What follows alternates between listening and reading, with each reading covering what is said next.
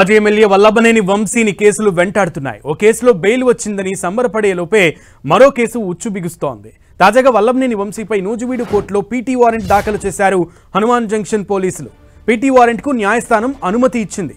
TDP ఎమ్మెల్యేగా ఉన్న సమయంలో నకిలీ ఇళ్ల పట్టాలు పంపిణీ చేశారని వంశీపై కేసు నమోదైంది. నకిలీ ఇళ్ల పట్టాలు పంపిణీ చేశారని హనుమాన్ జంక్షన్ స్టేషన్లో అప్పటి బాపులపాడు ఎంఆర్ఓ పిటిషన్ దాఖలు చేశారు. అప్పట్లో వైసీపీ అధికారంలో ఉండటంతో ఈ కేసులో వంశీ పాత్ర లేదని పోలీసులు కోర్టుకు తెలిపారు. కానీ కేసు మాత్రం క్లోజ్ చేయలేదు. ఇప్పుడు ఈ కేసు మళ్లీ తెరపైకి వచ్చింది. ఈ కేసులో ఇవాళ వంశీని నూజివీడు కోర్టులో హాజరుపరచనున్నారు. ఇప్పటికే సత్యవర్ధన్ దాడి అలాగే కిడ్నాప్ కేసులో వంశీకి Vijayawada SC ST court bail మంజూరు చేసింది. టీడీపీ ఆఫీస్పై దాడి కేసులోనూ అతనిపై కేసులు ఉండటంతో వల్లభనేని వంశీని రిమాండ్లోనే ఉంచారు. ఇవాళ ఈ కేసులోనూ వల్లభనేని వంశీ బెయిల్పై తీర్పు ఇవ్వనుంది. ఒకవేళ కోర్టు బెయిల్ మంజూరు చేసినా వంశీ రిమాండ్లో ఉండనున్నట్లుగా తెలుస్తోంది.